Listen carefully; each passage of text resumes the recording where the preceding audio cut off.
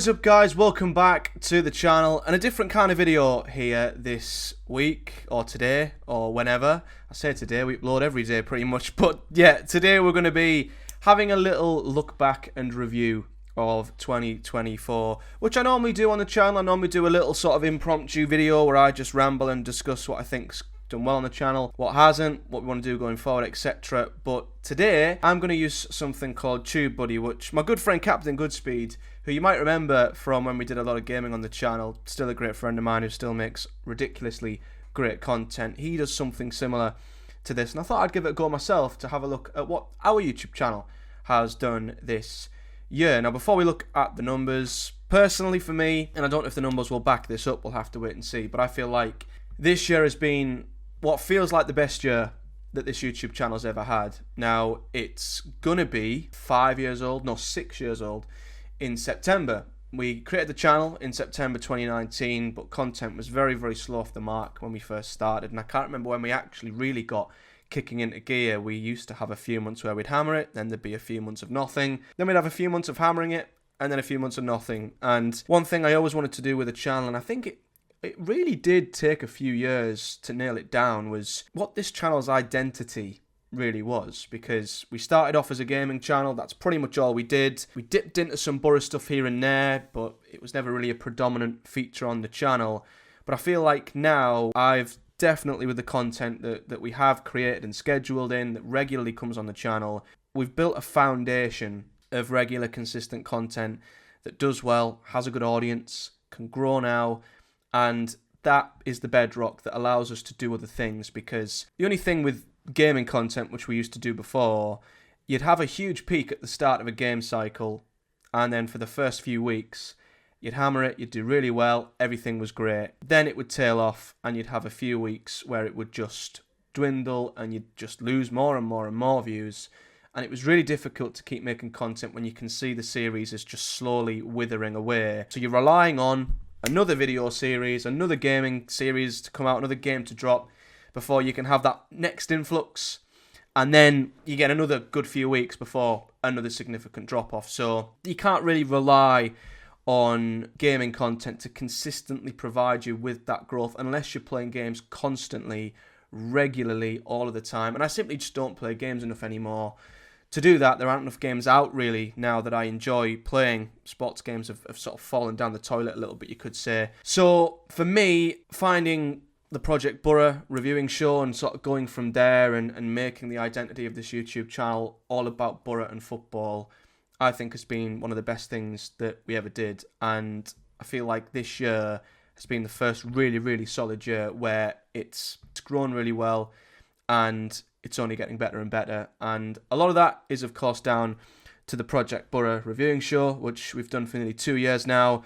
And as I say, at first it was just a tiny little mini series on the side where I could talk about my football club and something that was real, something that, you know, I went to watch every week, I had thoughts on, didn't really get them out all that much. Why I didn't think of doing that earlier, I'll never know, but Project Boro reviewing show has grown unbelievably. I'm so proud of it. It does really, really well. And I think over the years, we've got a great structure to how we go about it. And the fans it's gained has been amazing. You know, over the last few months, I've started going to Boro games and I get recognised and pulled by fans who shake my hand and say they love the content, they can't wait for more. And for me, that means more than anything. That means more than a view on a YouTube video, a like, a subscribe, or any statistic. To meet up with fans, you know, at the games and them come over and talk to me about how much they enjoy my content, you can't beat that. And I appreciate it so much. So that series has just continued to be the absolute foundations of this channel, and it's grown viewing wise. We also started applying it to the podcast providers, to which it's grown on there as well. It's getting more streams and more downloads all the time. And it also brings in fans from other football clubs who are always respectful. They always say my outlook on the game, my review of the game is always unbiased and level-headed, and that means a lot as well, because when you're talking about your own football club, it's easy to get emotional one way or the other. And I find that, you know, both the compliments from our own fans and other fans, it's absolutely amazing. But not just the reviewing show. I think the best thing we've added to the channel over the last year was the previews. And there's a few reasons for that. I think firstly, the previews are harder and they're more difficult, and there's a lot of pressure on getting them right. When it's the reviewing show, the content and the talking points are done for you. The game and the Boro, they do all that for you. You just have to react to it in the right way and give your thoughts, whether you're right or wrong, whether you're subjective. Everyone has a different outlook on a football match, whereas the previews, there is a bit more pressure because you are having to research, look at numbers, look at data from someone else's football club, a football club you don't watch every week, and you've got to try and judge them in the right way, say the right things, paint a picture on how they play, their strengths, their weaknesses, and try and get it right. And when other fans from them football clubs who know their club a hell of a lot more than me are jumping on and watching, there's a bit of pressure on getting that right.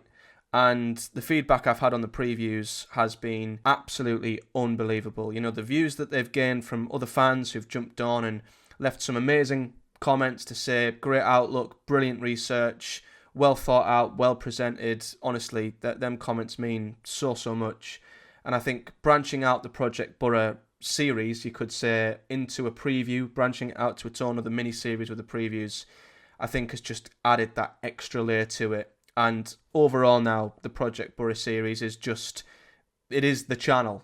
And as I say, I see people coming up to me, talking to me about it at games. I see it on forums, people discussing their favourite Boro podcasts. The name, Project Boro started to get name dropped in there. So I'm so proud of it. It's done really well. It's the best thing I've ever brought to the channel, and both are doing brilliantly. And then there's the Championship content as well, which we started doing last year. I was a bit disappointed I couldn't maintain it last year because I'm always really wary of over-promising and then under-delivering. I'd rather under-promise and over-deliver. That's why we've, not made a promise of doing predictions all the time, because I was trying to do both last year and it was just way too much. So predictions as and when, but making sure we round up the Championship games has been brilliant. And again, it's not easy because I can reel off what happens in a Boro game without even thinking about it, but the time and research it takes to obviously watch the highlights from all the other games, look at the numbers, paint a picture of what the game was like, and then give my thoughts as a complete neutral, knowing there'll be fans of all them clubs jumping on,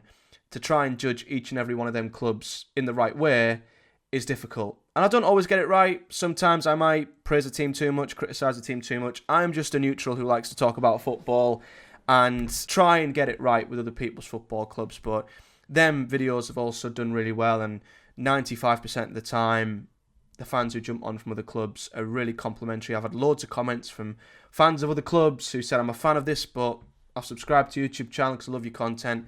Means a lot. And what that series does is it opens us up to more fans as well, because as much as I love my Boro brothers and sisters, it's a niche topic. There's a ceiling on how many Boro fans you can bring to the channel. So opening it up to the more general football audience, I think just opens the channel up to so much more growth. So that has done really, really well. So I'm really proud of that. And I will talk about what I'm going to try and add to the YouTube channel in 2025, some of which you might have seen already. Before we look at the numbers, a couple of comments I always get are, of course, on the gaming content.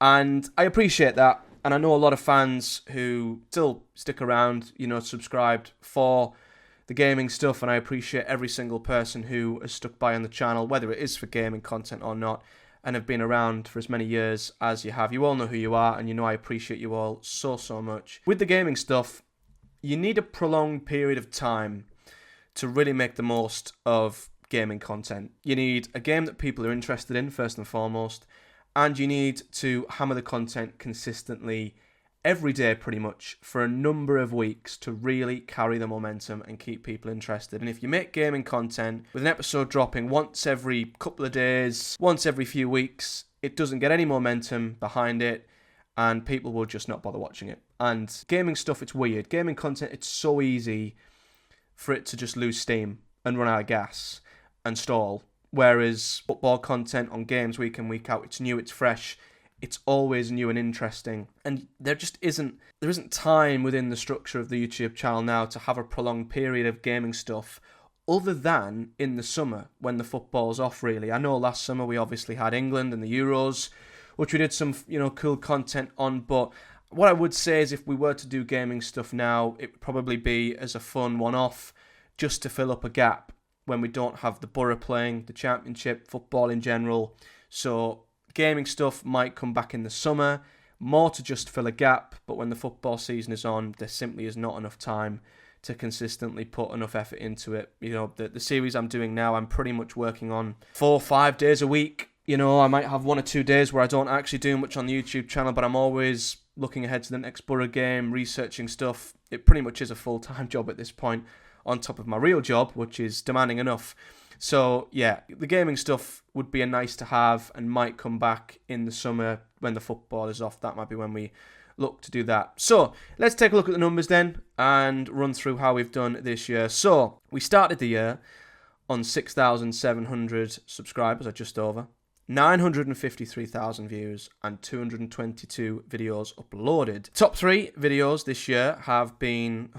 Great, Boro's loss to Sunderland. Great, that's a lot of Sunderland fans tuning at that one. That's a great reminder. Thanks, Chew, buddy, for that. The second highest was our very early league table prediction. The very first one we did, I believe, back in July, the start of pre-season. That aged terribly. And then the most viewed episode or video this year was the Project Boro review of the Leeds defeat, which wasn't that long ago. That got 8,700 views. So, yeah, the Sunderland one, just over 5k. The early league prediction, 5.8. And then by a mile, the best one, our Project Boro review of the Leeds game, 8,700. And although a lot of that was Leeds fans, and the preview and review of that game got so many more views than any other, and it must have been an influx of Leeds fans. And what I will say is 99% of them were absolutely great, really respectful in the comments. Yeah, they did really, really well. So that's really interesting to see that series has done well. And this is how we've done compared to the previous calendar year. So the numbers here are what we did between January the 1st, 2023 to January 31st, 2023, before we went into this year. And this is what we've done in the last calendar year. So, compared to the year previous, we have had an increase of subscribers that's up 185%. So, in the calendar year previous, we gained 362 subscribers. This year, we've gained over 1,000. So, that is a bonkers increase. And given the fact we're already on 7.8, we are probably around, we've been around 5.5 years, 7.5 subscribers. We are going at around 1,000 subscribers a year. So I don't know where the mad influx came about when I got most of my subscribers, whether it was at the very start of the channel's life, I don't know. But at least comparing it to the year before, the number of subs we've gained has absolutely smashed that out of the park, which is amazing. 185% increase. The views gained follows a similar trend.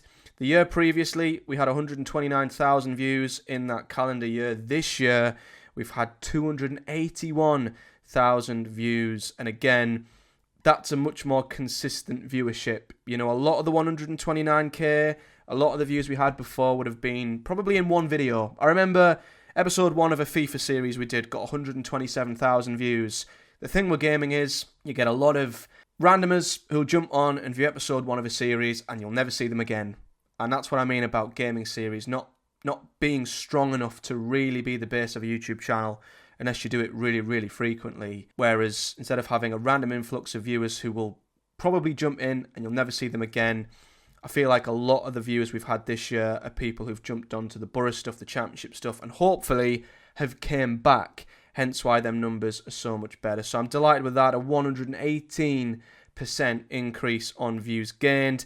And we've also made, not far off, double the number of videos. Well, not far off, a little bit less than double the number of videos. We uploaded 150 videos in the previous calendar year. This year, we've uploaded 232. I do feel like that's going to increase again next year. So here's another few stats how the year's ending. So as you can see, we are now on 7.74 subscribers. Total YouTube views, 1.23 million. So we've surpassed 1 million views this year, which is amazing, and we are on a total of 454 uploads, and there's a few more stats there. We are up 7,000 or 7,500 more likes, over 2,000 more comments, 211 shares, and over 26,000, almost 27,000 hours watched. So yeah, absolutely delighted with that. Thank you all so much. It's great to see the channel has grown so much over the last year. And as I say, a lot of that is down to the current schedule and the fact we have regular content coming out pretty much every week. You guys know when it is, what it is, but what can we add? Now, obviously, the Project Boro and reviews, they pretty much cover every single game. So you've got 46 games at least.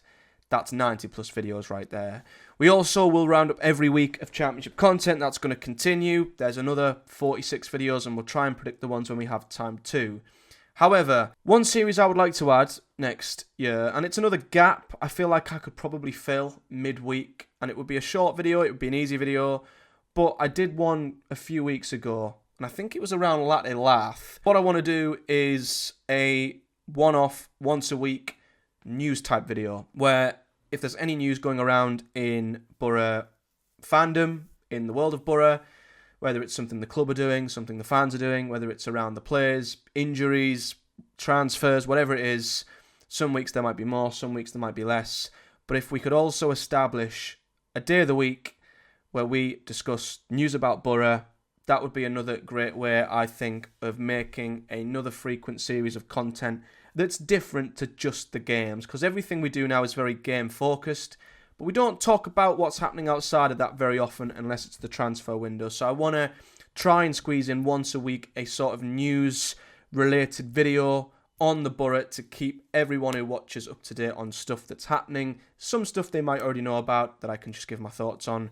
Other stuff they might not know, which might be very informative. So that's something I want to add as well. If, and this is a big if Boro were to get promoted this year, it has crossed my mind on what we would do in terms of the Premier League, because a lot of the reason as to why the Championship is so easy to do content on now is because Boro are in it. So it's so easy to keep an eye on what else is happening because being a Boro fan, you naturally have an eye on what's happening in the Championship. If we got promoted, it's a big if, trust me, we would then maybe be able to introduce something similar to what we'd already do in the Championship, but to the Premier League.